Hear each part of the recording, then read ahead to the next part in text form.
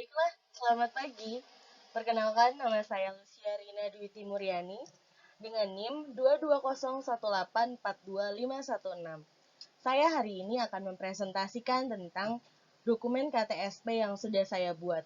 Dokumen ini saya tujukan untuk sekolah yang akan saya bangun di Lampung, yakni Sekolah Blue Sky. Baiklah, untuk slide yang akan dibahas sekarang dan selanjutnya akan menjelaskan tentang analisa SWOT. Analisa SWOT ini saya ambil berdasarkan wilayah sekitar sekolah yang akan dibangun. Baik, yang pertama akan dibahas adalah tentang strength atau yang biasa dikenal tentang kekuatan. Nah, kira-kira saya sudah menganalisa tentang kekuatan yang berada di lingkungan sekitar, terlebih hal-hal apa saja yang bisa digunakan dari dalam yang sekiranya berhubungan dengan kekuatan. Yang pertama, yang saya dapatkan dari lingkungan saya ataupun tempat sekolah yang akan saya bangun adalah banyaknya potensi anak-anak sekitar yang masih bisa dikembangkan. Yang kedua, terdapat banyak anak pada usia sekolah. Dan yang ketiga, banyak sumber daya manusia yang ingin menjadi pengajar. Lalu yang terakhir, tingginya minat belajar yang dimiliki oleh anak-anak. Nah, mengapa saya menggunakan ini sebagai kekuatan? Karena menurut saya, hal-hal yang sudah saya paparkan di strength ini bisa menjadi salah satu faktor yang menjadi penguat akan sekolah ini bisa terus seiring dengan berkembangnya zaman.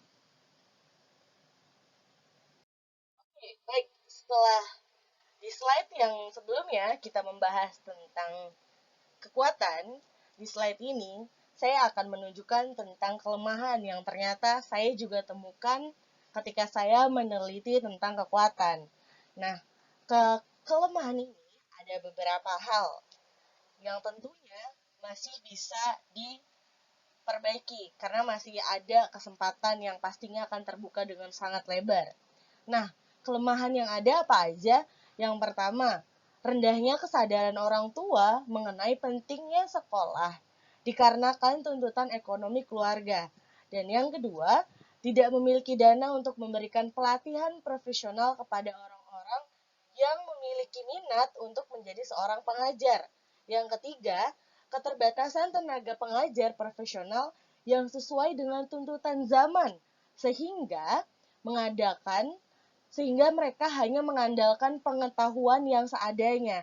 Seperti yang sudah kita ketahui bersama-sama bahwa seiring dengan perkembangannya zaman, pengetahuan akan terus berkembang. Maka dari itu, diperlukan beberapa pelatihan untuk menambah pengetahuan-pengetahuan dari pengajar yang akan mengajar generasi yang tentunya seharusnya lebih maju terhadap teknologi ataupun pengetahuan yang lebih baru. Dan yang keempat, kurangnya pemahaman para pemuka adat setempat tentang bagaimana mengajarkan kebudayaan setempat dengan cara yang menarik, sehingga banyak kaum muda yang mau terlibat sehingga banyak kaum muda yang tidak mau terlibat untuk ikut melestarikan budaya sekitar yang ada. Baik, setelah kita membahas tentang kekuatan, kelemahan, tentunya akan ada peluang yang tercipta. Ada beberapa peluang yang tercipta yang sudah saya teliti dan sudah saya cari tahu yang bisa saja terus dikembangkan di lingkungan di mana sekolah akan dibangun. Yang pertama adalah menjadi sekolah yang unggul dengan mengajarkan keterampilan dan ilmu iltek atau ilmu pengetahuan dan teknologi disertai dengan pendidikan karakter. Oke, karena kenapa saya memilih ini sebagai salah satu peluang, saya melihat ada beberapa sekolah memang yang sudah berdiri di sana, namun yang saya lihat belum semua sekolah mengandalkan perkembangan ilmu pengetahuan dan teknologi. Yang kedua adalah menjadi penyelenggara pelatihan terhadap warga sekitar tentang pentingnya pendidikan karakter sejak dini. Kenapa saya melihat ini menjadi salah satu peluang? Karena salah satu visi dan misi yang di slide berikutnya yang akan saya jelaskan juga adalah ikut serta dalam masyarakat, terlebih dalam kesadaran orang tua tentang pendidikan, pendidikan formal dan non formal maupun karakter untuk si anak gitu kan. Yang ketiga, menghasilkan lulusan yang sesuai dengan standar kelulusan nasional, juga sudah sesuai dengan standar kelulusan sekolah.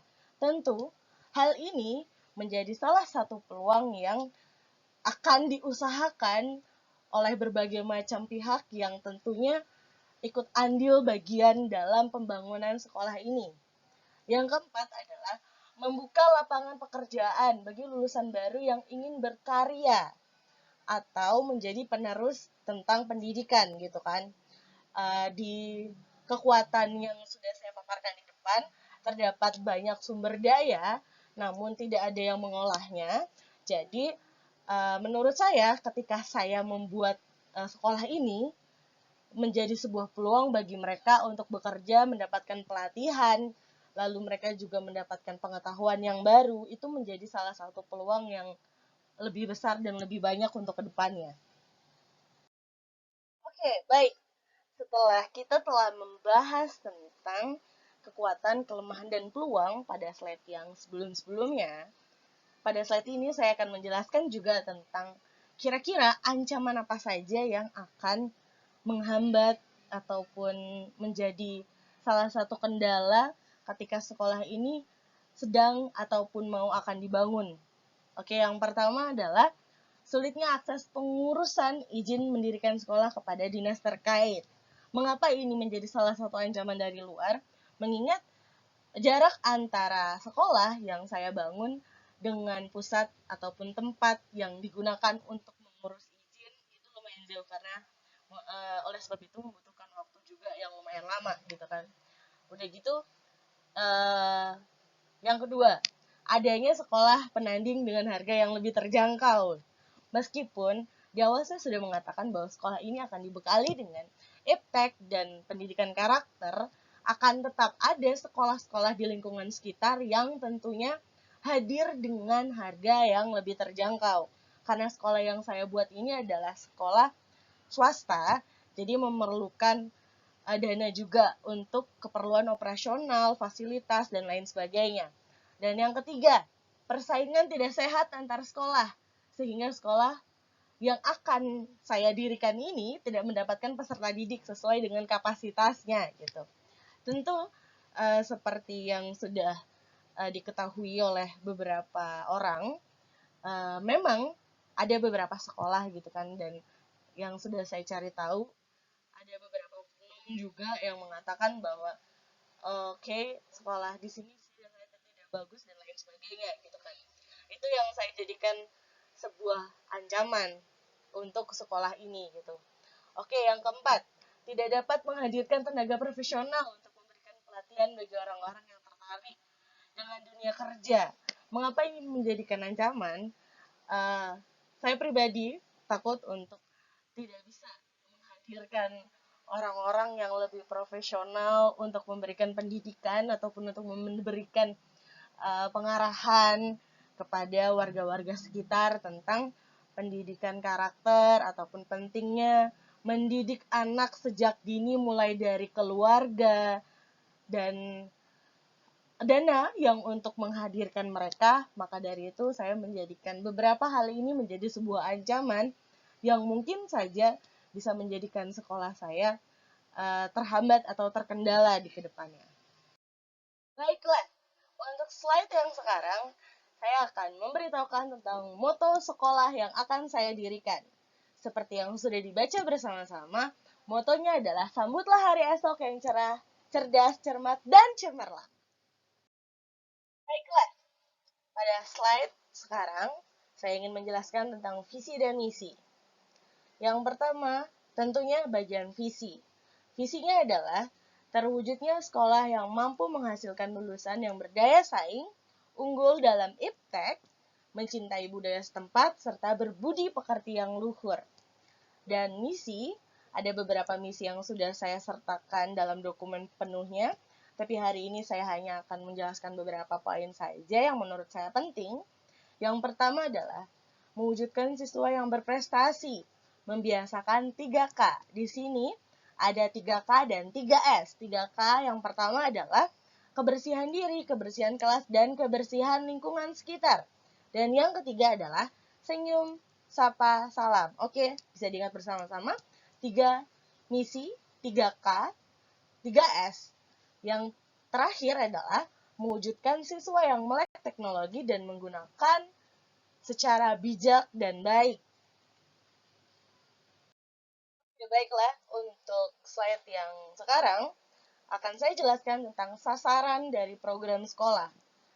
Yang pertama, saya akan membuat 3 sasaran. Yang pertama, jangka pendek. Jangka pendek yaitu 1 tahun. Yang kedua, jangka menengah, yakni 4 tahun. Yang ketiga adalah jangka panjang, yakni 6 tahun. Oke, penjelasan tentang jangka pendek di sini. Untuk tahun pertama, dalam kehadiran saya sangat berharap untuk 95% dari peserta didik, guru, serta karyawan mampu hadir.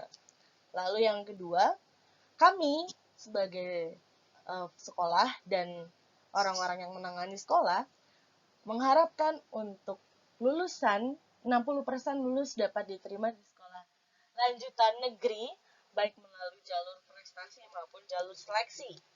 80% peserta didik mengerti dan dapat menguasai minimal 2 tarian dari daerah setempat.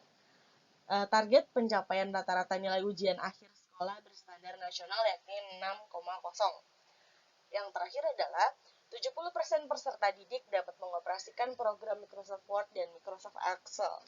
Yang selanjutnya adalah jangka menengah atau jangka 4 tahun. Sasaran dari program sekolah ini yang pertama adalah 97% kehadiran dari peserta didik, karyawan, dan lain sebagainya. 75% lulusan dapat diterima di sekolah-sekolah lanjutan, baik melalui prestasi maupun seleksi. Oke, 90% peserta didik mengerti dan dapat menguasai minimal 3 tarian daerah setempat. Target pencapaian rata-rata nilai ujian akhir sekolah berstandar nasional yakni 7,0. 75% peserta didik dapat mengoperasikan beberapa program komputer.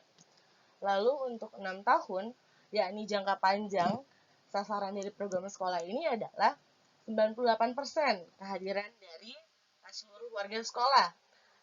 Lalu 90% lulusan dapat diterima di sekolah negeri ataupun sekolah-sekolah lanjutan, baik melalui jalur prestasi maupun seleksi. 100% peserta didik dapat mengerti dan menguasai minimal 5 tarian daerah setempat. Yang selanjutnya adalah target pencapaian rata-rata nilai ujian akhir sekolah berstandar nasional yakni 8,0. Dan yang terakhir, 100% peserta didik mahir dalam mengoperasikan beberapa program komputer yang sudah ditentukan di awal. Baik, sekian dan terima kasih dari apa yang saya paparkan. Inti dari sekolah yang akan saya bangun adalah tentang memberikan pendidikan karakter dan membekali anak-anak tentang ilmu pengetahuan dan teknologi karena seiring dengan perkembangan zaman dan perkembangan waktu, tentunya anak-anak yang akan menjadi penerus bangsa dan penerus orang tua tidak hanya dibekali dengan pengetahuan, tapi juga harus dibekali dengan keterampilan.